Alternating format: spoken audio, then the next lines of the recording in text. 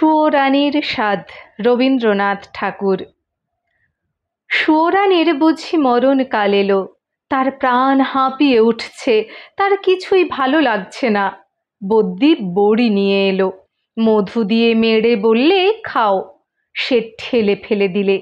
রাজার কানে খবর গেল, রাজা তাড়াতাড়ি সভা ছেড়ে এলো। পাশে বসে জিজ্ঞাসা করলে, তোমার কি হয়েছে, কি চাই? সে গুমড়ে উঠে বললে, তোমরা সবাই যাও, একবার আমার স্যাঙাতনীকে ডেকে দাও। স্যাঙাতনী এলো। রানী তার হাত ধরে বললে, সই বসো, কথা আছে। স্যাঙাতনী বললে, প্রকাশ করে বলো। সুয়োরানী বললে, আমার 7 মহলা বাড়ির এক ধারে 3টে মহল ছিল দুয়োরানীর, তারপরে হলো 2টো, তারপরে হলো 1টা, তারপরে রাজবাড়ি থেকে সে বের হয়ে গেল। তারপরে দুয়োরানীর কথা আমার আর মনেই রইল না। তারপরে একদিনে দোলযাত্রা, নাট মন্দিরে যাচ্ছি ময়ূরপঙ্খী চড়ে। আগে লোক, পিছে লস্কর, ডাইনে বাজে বাঁশি, বাঁয়ে বাজে মৃদঙ্গ। এমন সময় পথের পাশে নদীর ধারে ঘাটের উপরটিতে দেখি একখানি কুঁড়ে ঘর, চাঁপা গাছের ছায়ায়। বেড়া বেয়ে অপরাজিতার ফুল ফুটেছে। দুয়ারের সামনে চালের গুঁড়ো দিয়ে শঙ্খচক্রের আলপনা। আমার ছত্রধারিণীকে শুধলেম, আহা, ঘরখানি কার? সে বললে, দুয়োরানীর। তারপরে ঘরে ফিরে এসে সন্ধ্যের সময় বসে আছি, ঘরে প্রদীপ জ্বালিনি, মুখে কথা নেই। রাজা এসে বললে, তোমার কি হয়েছে, কি চাই? আমি বললেম, এ ঘরে আমি থাকবো না। রাজা বললে, আমি তোমার কোঠা বাড়ি বানিয়ে দেব, গজদন্তের দেওয়াল দিয়ে। শঙ্খের গুঁড়োয় মেঝেটি হবে দুধের ফেনার মতো সাদা, মুক্তোর ঝিনুক দিয়ে তার কিনারে এঁকে দেব পদ্মের মালা। আমি বললেম, আমার বড় সাধ গিয়েছে, কুঁড়ে ঘর বানিয়ে থাকি তোমার বাহির বাগানের একটি ধারে। রাজা বললে, আচ্ছা বেশ, তার আর ভাবনা কি। কুঁড়ে ঘর বানিয়ে দিলে। সে ঘর যেন তুলে আনা বনফুল, যেমনি তৈরি হলো অমনি যেন মুষড়ে গেল। বাস করতে গেলেম, কেবল লজ্জা পেলেম।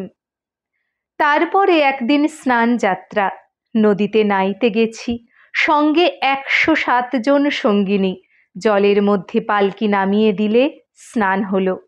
পথে ফিরে আসছি, পালকির দরজা একটু ফাঁক করে দেখি, ও কোন ঘরের বউগা, যেন নির্মাল্যের ফুল, হাতে সাদা শাঁখা, পরনে লাল পেড়ে শাড়ি। স্নানের পর ঘড়ায় করে জল তুলে আনছে, সকালের আলো তার ভিজে চুলে আর ভিজে ঘড়ার উপরে ঝিকিয়ে উঠছে। ছত্রধারিণীকে শুধলেম, মেয়েটি কে, কোন দেব মন্দিরে তপস্যা করে? ছত্রধারিণী হেসে বললে, চিনতে পারলে না, ওই তো দুয়োরানী। তারপরে ঘরে ফিরে একলা বসে আছি, মুখে কথা নেই।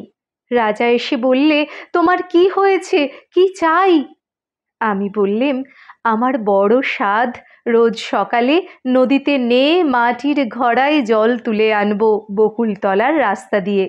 রাজা বললে, আচ্ছা বেশ, তার আর ভাবনা কি। রাস্তায় রাস্তায় পাহারা বসলো, লোকজন গেল সরে। সাদা শাঁখা পরলেম আর লাল পেড়ে শাড়ি। নদীতে স্নান সেরে ঘড়ায় করে জল তুলে আনলেম। দুয়ারের কাছে এসে মনের দুঃখে ঘড়া আছড়ে ভাঙলেম। যা ভেবেছিলেম তা হলো না, শুধু লজ্জা পেলেম। তারপরে সেদিন রাসযাত্রা। মধুবনে জ্যোৎস্না রাতে তাঁবু পড়ল, সমস্ত রাত নাচ হলো, গান হলো। পরদিন সকালে হাতির উপর হাওদা চড়ল। পর্দার আড়ালে বসে ঘরে ফিরছি, এমন সময় দেখি বনের পথ দিয়ে কে চলেছে। তার নবীন বয়স, চূড়ায় তার বনফুলের মালা, হাতে তার ডালি, তাতে শালুক ফুল, তাতে বনের ফল, তাতে ক্ষেতের শাক। ছত্রধারিণীকে শুধলেম, কোন ভাগ্যবতীর ছেলে পথ আলো করেছে? ছত্রধারিণী বললে, জানো না, ওই তো দুয়োরানীর ছেলে, ওর মার জন্য নিয়ে চলেছে শালুক ফুল, বনের ফল, ক্ষেতের শাক। তারপরে ঘরে ফিরে একলা বসে আছি, মুখে কথা নেই। রাজা এসে বললে, তোমার কি হয়েছে, কি চাই? আমি বললেম, আমার বড় স্বাদ, রোজ খাবো শালুক ফুল, বনের ফল, ক্ষেতের শাক, আমার ছেলে নিজের হাতে তুলে আনবে। রাজা বললে, আচ্ছা বেশ, তার আর ভাবনা কি। সোনার পালঙ্কে বসে আছি, ছেলে ডালি নিয়ে এলো, তার সর্বাঙ্গে ঘাম, তার মুখে রাগ, ডালি পড়ে রইল। লজ্জা পেলেম। তারপরে আমার কি হলো কি জানি, একলা বসে থাকি, মুখে কথা নেই। রাজা রোজ এসে আমাকে শুধোয়, তোমার কি হয়েছে, কি চাই? সুয়োরানী হয়েও কি চাই সে কথা লজ্জায় কাউকে বলতে পারি নে। তাই তোমাকে ডেকেছি স্যাঙাতনি, আমার শেষ কথাটি বলি তোমার কানে। ওই দুয়োরানীর দুঃখ আমি চাই।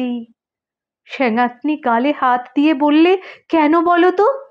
সুয়োরানী বললে, ওর ওই বাঁশের বাঁশিতে সুর বাজলো, কিন্তু আমার সোনার বাঁশি কেবল বয়েই বেড়ালেম, আগলে বেড়ালেম, বাজাতে পারলেম না।